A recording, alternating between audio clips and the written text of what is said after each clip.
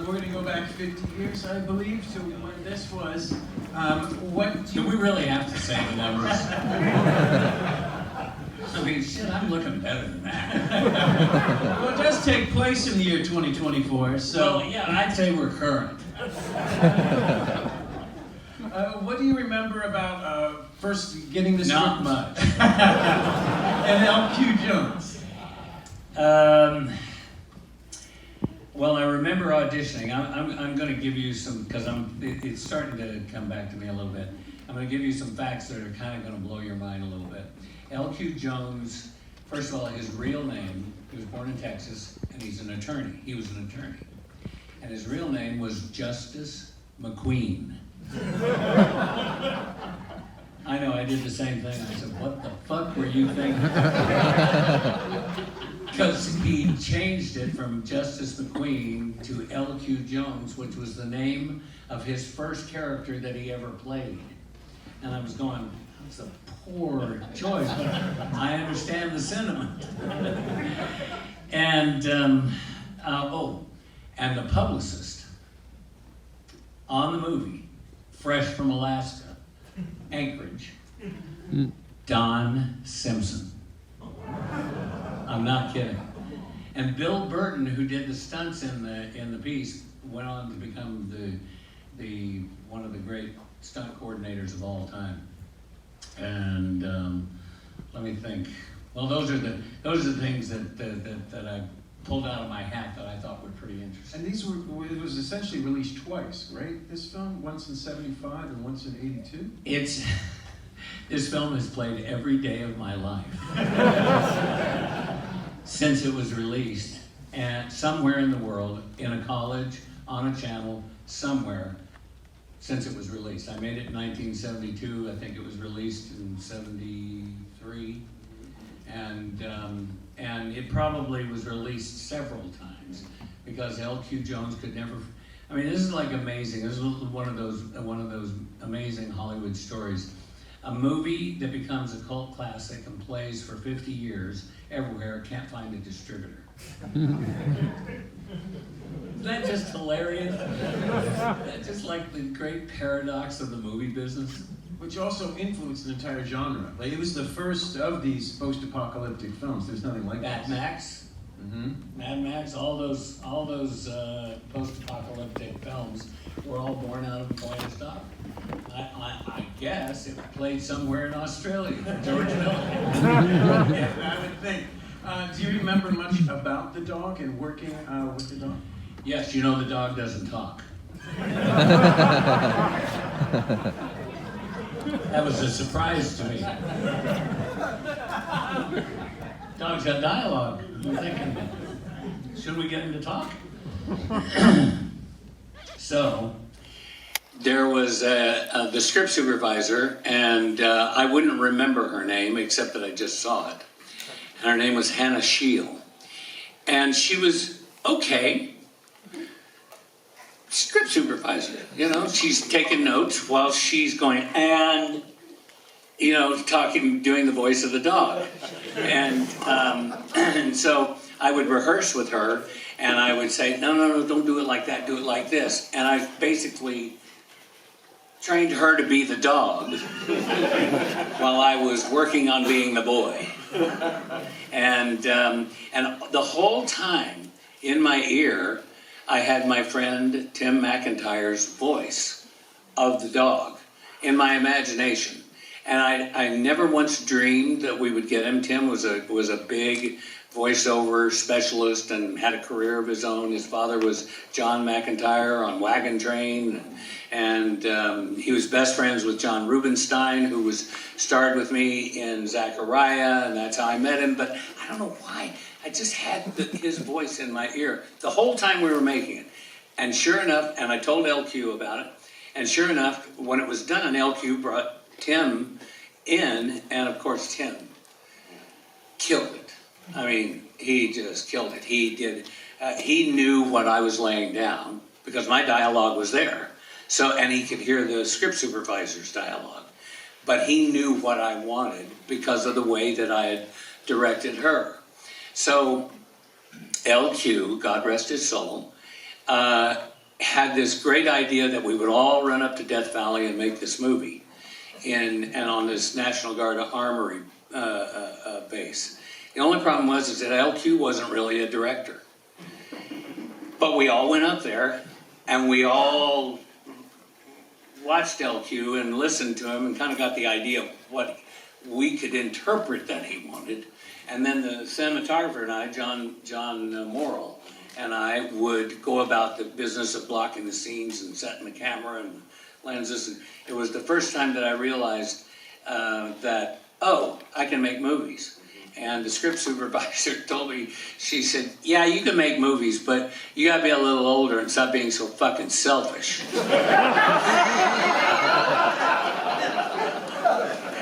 She got really into the part. Well, I think she also read my tea leaves for me pretty good. She was right, by the way. The action scenes, you were in so you had a peck and paw actor directing you in gunfight scenes. Do you remember how those were done? He didn't know shit about that. That was me and Billy Burton and McClarty and the stunt guys and we basically organized all that. You know, I didn't realize it until Rebel Ridge, but I was an athlete in school. In fact, that's what I thought I was going to do, was be an athlete. And my business class teacher decided differently. She threw me out of my business class, and the only class left open was a drama class. So that's why I'm sitting here. What was the question? I can't remember where we were going with that. Just some of the stunts. Oh, the stunts. Yeah, so being an athlete, you don't realize it, but it prepares you for all of that physical stuff. And when I was on Rebel Ridge recently, for me, being an athlete and coordinated and doing fight scenes and stuff like that, not the least of which I've done them forever, but I fell into them quite naturally. I just understood the physicality, and I understood the need to be athletic and stuff like that. And but Pierre, and I'm not betraying any confidences here, because I told him, I said, how can you be black and unathletic? He laughed. And I had to teach him how to do the stunts and stuff like that. I know that was a terribly general term that I just made there. It was meant to be a joke. Didn't really play that way. At any rate, he was great in Rebel Ridge. He was great. He doesn't have to be an athlete. He's a beautiful man and a beautiful actor. But that was part of what helped me out in A Boy and His Dog and all the other action adventure stuff that I've done over the years. And who are some of your, so you worked with Jeremy, and LQ was his one and done. You've worked with Lumet and Frankenheimer and Quentin. What were some of your favorite experiences with directors, or what makes a great director?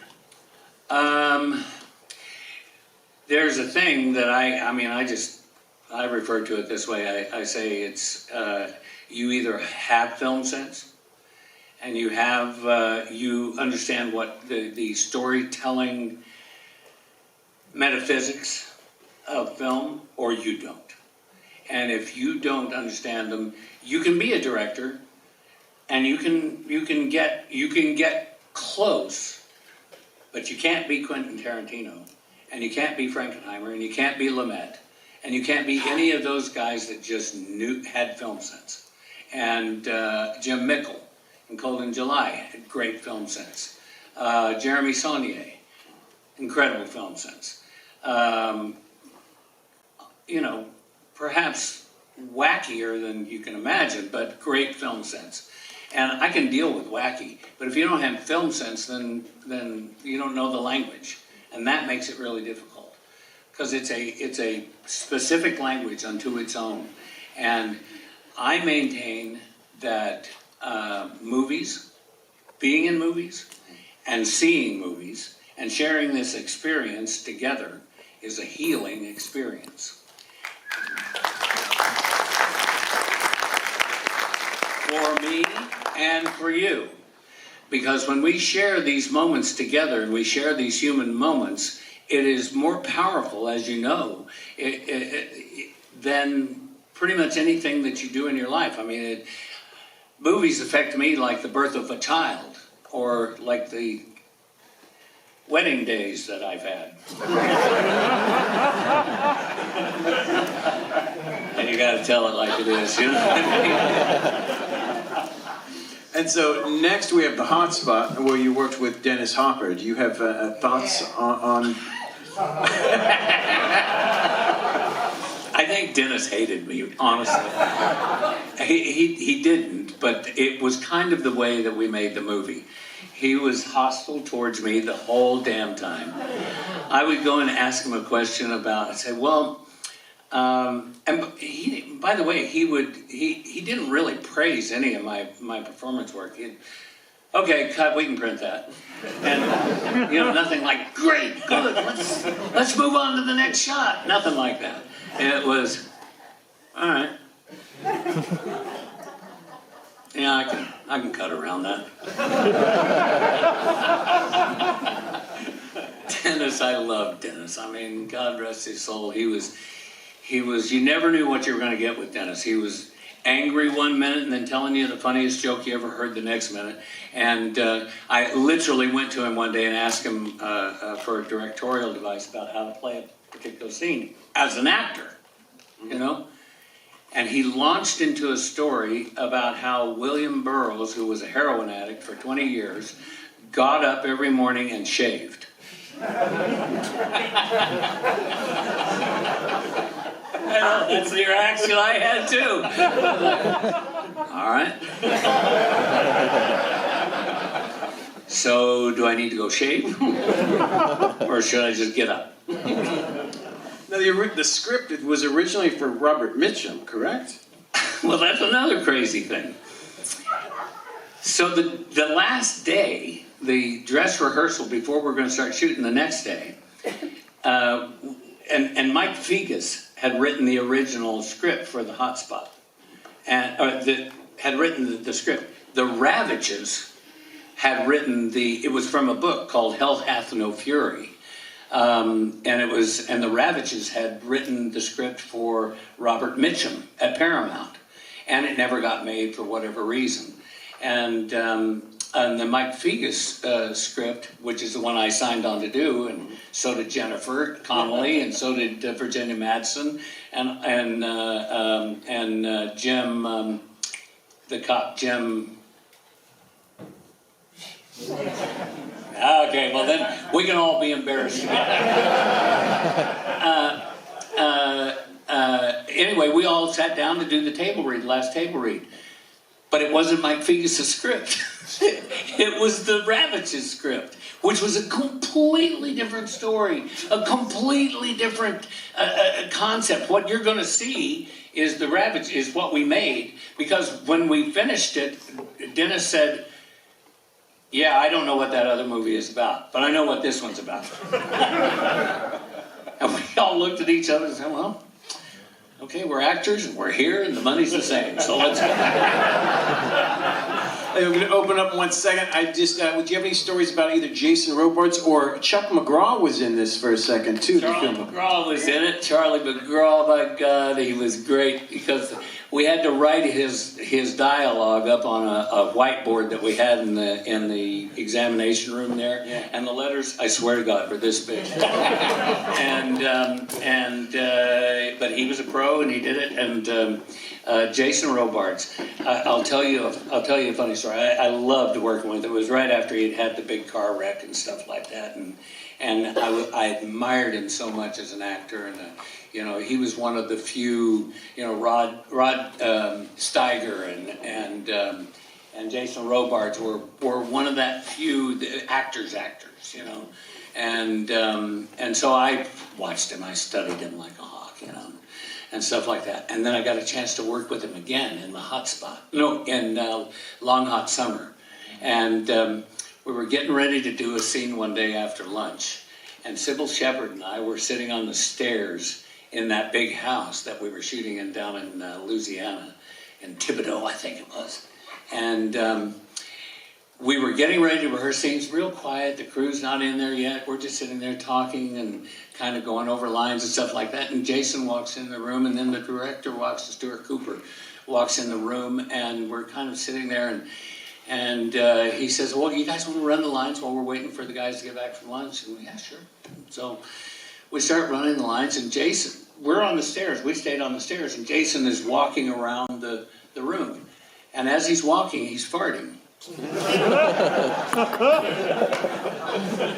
Unashamedly. Yeah, I'm trying to.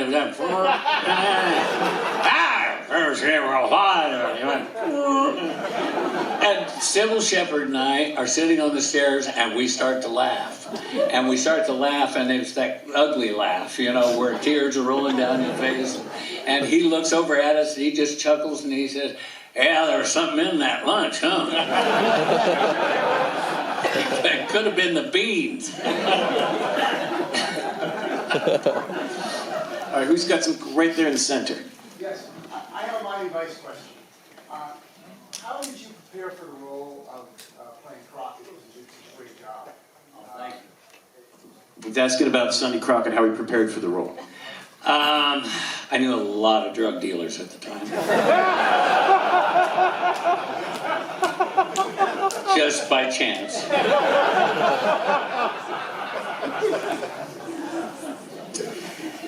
And I did a lot of ride-arounds with cops. And I got interviewed a lot by the FBI. And I'm shit you not. That's how I trained to do the role. As they hooked me up with a DEA agent who was 26 years old. I was 34. He was 26 years old, and he had already killed 25 men in Detroit. And he looked like me. He looked like the cleanest cut, fresh-faced young man that you'd ever want to meet in your life. And he always carried 3 guns on him. And he would never tell me where the 3rd one was. I don't even want to think about it. But, yeah, and his name, of all things, was Sonny West. Yeah. And we didn't take his name for the thing, but I did steal the cop's name for Nash Bridges. He was one of the ride-along cops. He was Nash. I can't remember his name. Ballantyne. Nash Ballantyne. Man, that's pretty good. Right there. You mentioned Cold in July earlier, and it's one of my dad and I's favorite movies. I was wondering how you got involved in that project and what it was like working with Jim Mickle. I was in New York, and I was finishing up something. I was finishing up shooting something, and I got the script, and I liked the script, but more importantly, the way it worked out is I said, okay, I'll meet with him, because I wasn't really sure about, this ensemble. The only person cast at that time was Dexter. What's his name? Michael C. Hall. Oh, yeah. Yeah. Well, listen, I can't remember them all. Anyway, so I sat down with Jim Mickle, and that fast, I said, he's got film sense. And so that made me prick up my ears. And I said, he knows what he's doing, and so I better pay attention here. And so finally, just out of a fluke, I said, I'll tell you what, you get Sam Shepard to play that other part, and I'll do it. I'm a son of a bitch, he got him to do it. So there we were. And Sam and I had been friends for a long, long time, but I didn't think he'd be able to get Sam to come and do it. But Sam came and did it. Right there. Hi, thank you for being here. Thank you for having me. A Boy and His Dog. This is a crazy film. Is there something that you have taken with you from that film throughout your entire career? The confidence that I too had film sense, and that I could see around corners when it came to making films. And that started on that movie. Because up until that point, I'd only made 2 films before that, And on my very first film, this is a story I tell people because it was a kind of a serendipity thing. The script supervisor on that was, I think her name was Hannah too. I can't be sure about that. But she was also the script supervisor on the Waterfront. Well, when I found that out, I tortured her. I said, you tell me everything that you knew and learned about Marlon Brando and what he did from the very first day he was on the set until it was over. And every day I'd make her tell me another story. But the story that resonated and stood out with me was how she said, you know, he was curious. James Moore, she said, you know, he was curious. He was really curious. He would go around and ask everybody what their job was. And then they'd learn their fucking job. Weird. But that made sense to me. Because I went, oh yeah, movies are weird. They, you know, it's weird equipment and there's this lighting and electricity and shit you have to know about. So I spent the rest of that movie, my very first film, which was a dog, don't ask me the name. I went around to every department and I learned their job. Not well, but I learned it. I got to the place where I could do it better than that.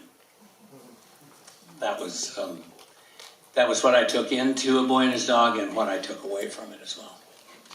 Did you meet Harlan Ellison at all from this? Oh, sure. Yeah, so what was that like?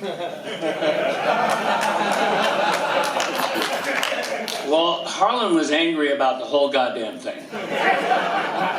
He was angry that LQ had turned it into a screenplay because for him it was pure as a short story, and if you read the short story, it is pure. It's beautiful. And I understood why LQ wanted to expand it. And, Harlan was a street fighter. I mean, literally a street fighter. I mean, he would go out and brawl and then go in and write, Pulitzer Prize winning works of art.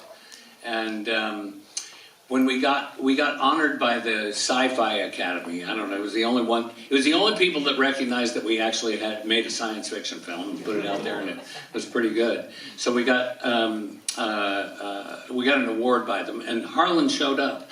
I was shocked.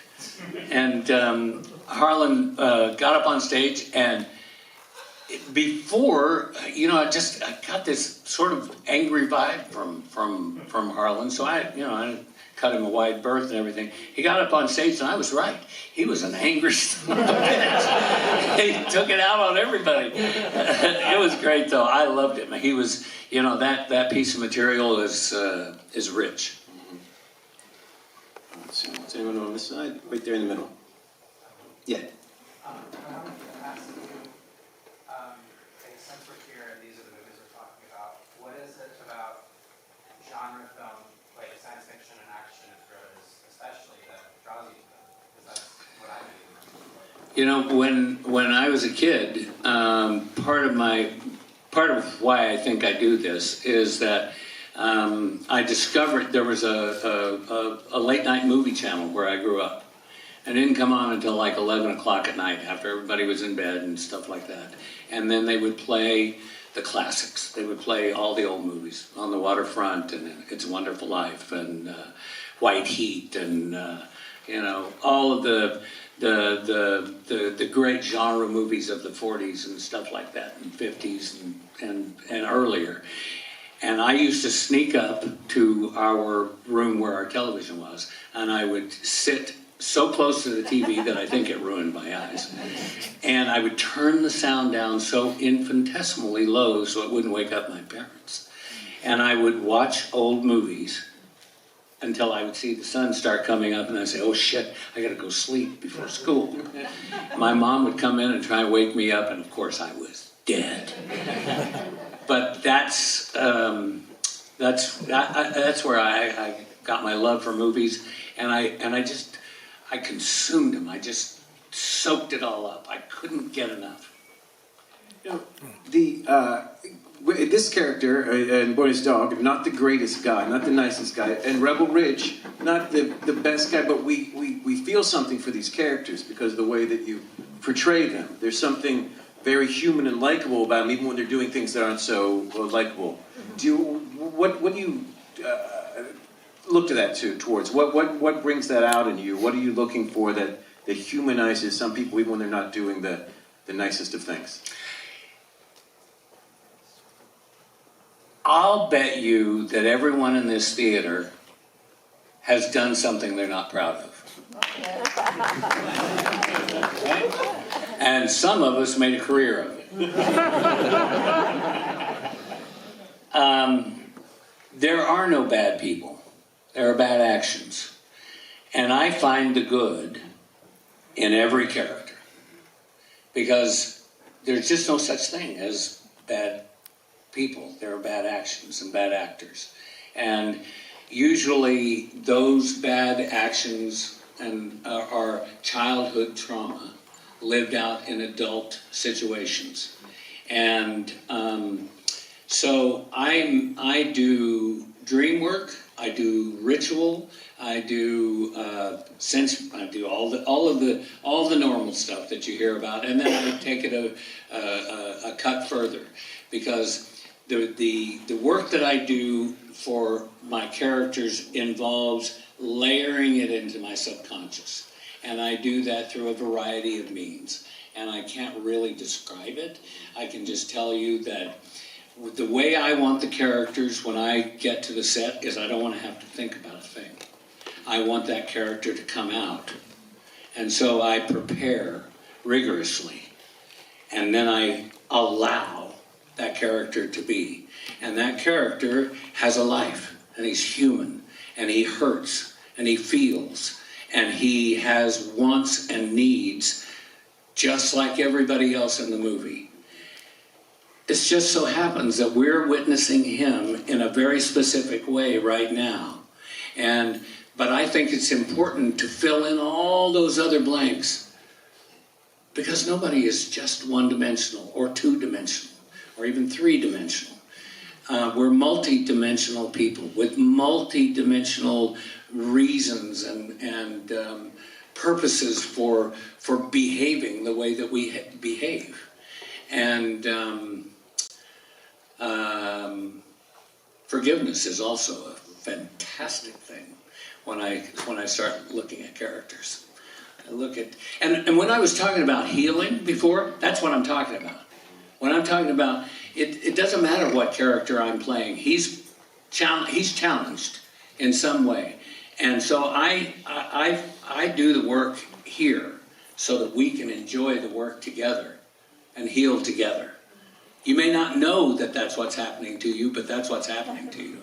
When you walk out of a theater and you resonate and you're responding to a particular performance or a particular storyline or storytelling or something particular about the film, there's something that an exchange has been made. And that's the joy and the love that I have about making movies.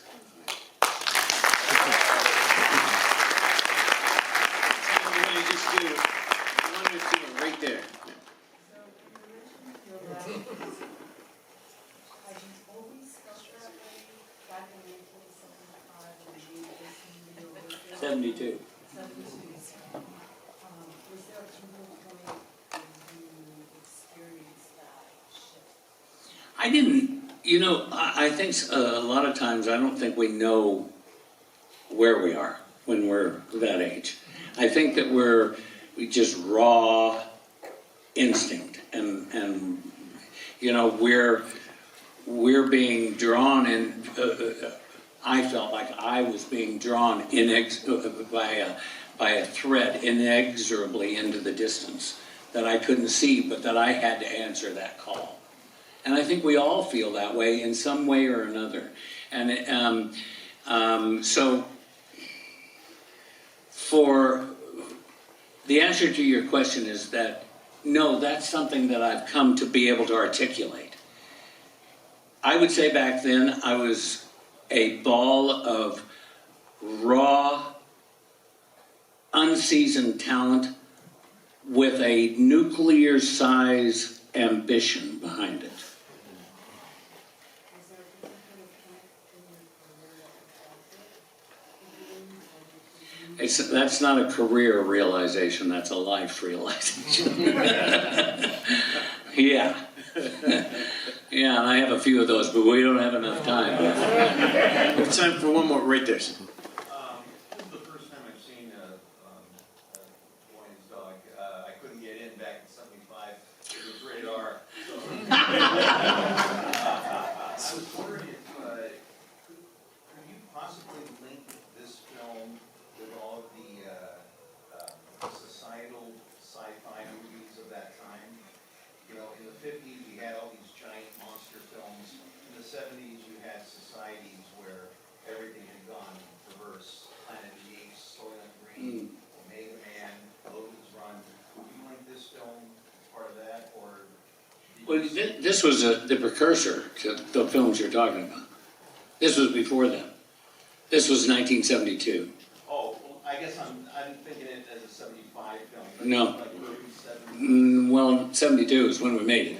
But I thought that the one marketing line that LQ came up with, a something rather kinky tale of survival. What is it? I thought that described it pretty well, you know, and we were. So it was a response to kind of the Orwellian, you know, and Aldous Huxley kind of science fiction back then. You know what I mean? And I think that Harlan Ellison tapped into that literally. I mean, as a literal discipline, and then transferred it into his short story, and then we made it from there. I just love how movies can take these things and then we just go make them. Miami Vice was such a huge show that it had its own gravity for like sports stars, musicians, everyone. If you go to IMDb, every single person who was huge was on that show, or people up and coming. Was there anyone in your career, either on that show or something, that was just, you were so amazed to meet, or that really had an impact on you, ever working with or seeing?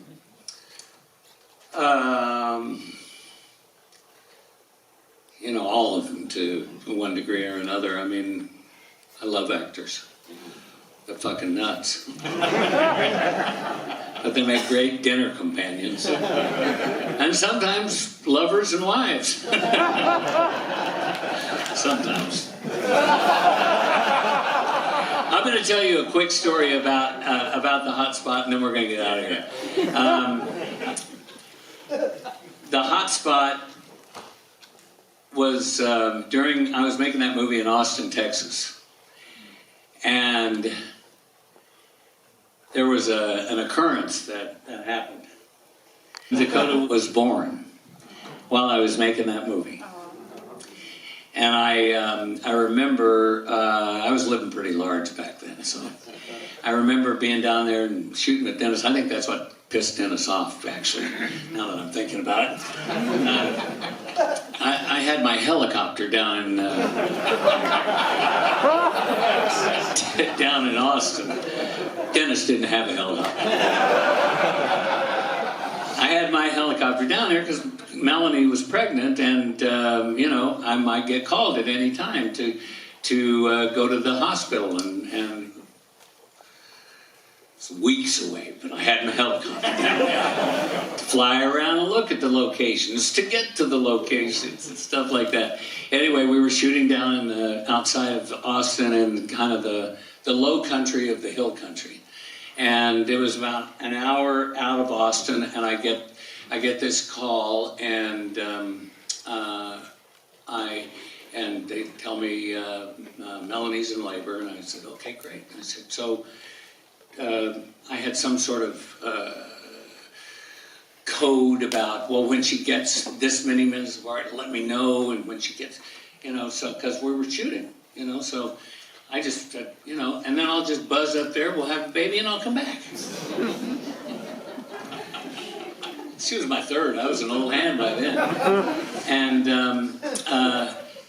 so I get in the helicopter, I go up, I land on top of the hospital, and of course the hospital has security up there, and they have armed guards and shit, and I'm going, Jesus, just for a baby, you know. And anyway, so we go in there, and hustle down the stairs, and I walk into the birthing room where Melanie is, and I just told my son Alexander this story. I don't think I'd ever told him. And I walk into the birthing room, and Melanie had built a pyramid out of every item in the hotel room.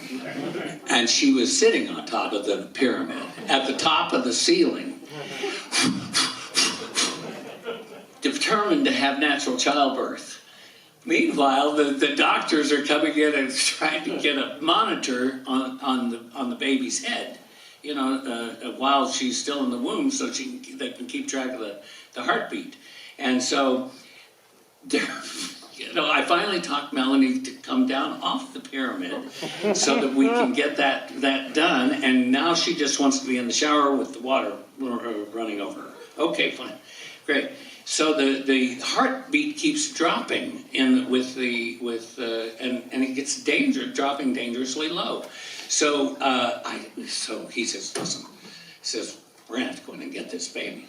I said, well, okay, let's do what you gotta do. But why don't we give her an epidural, you know, the thing that she's been denying and saying no to for the last 2 hours or whatever, 3 hours, 5 hours, and give her an epidural and see if she relaxes enough to have the baby naturally.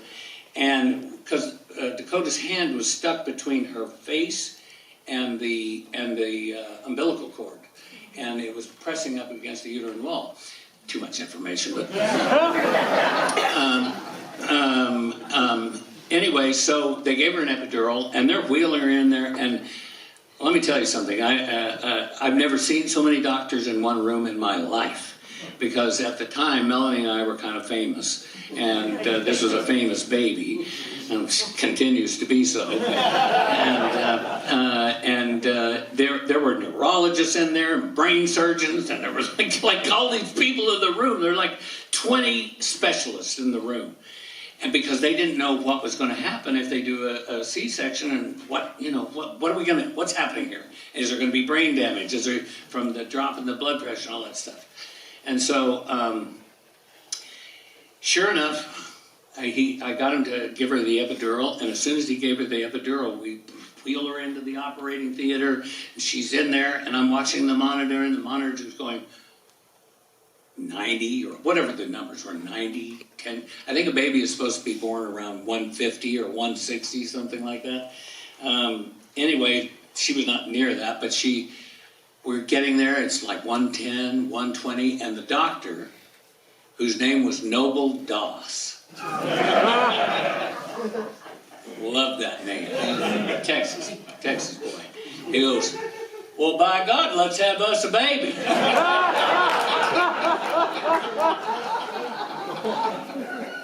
Sure enough, so, and I've been there for the birth of all my kids, and so, you know, about 20 minutes later, I'm like, put her right there, old girl.